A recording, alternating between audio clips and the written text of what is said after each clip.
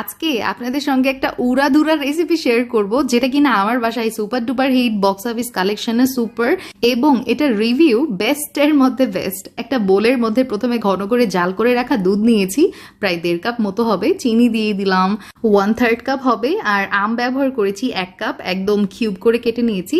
তার সাথে পাকা কলা ব্যবহার করেছি 1 কাপ মতো হবে।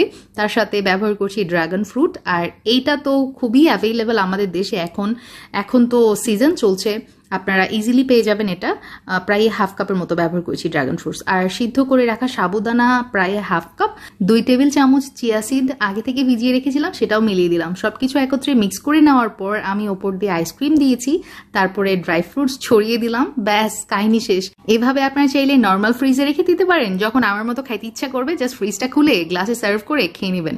দুনিয়ার সবচেয়ে সহজ dessert recipe, you should definitely try it out.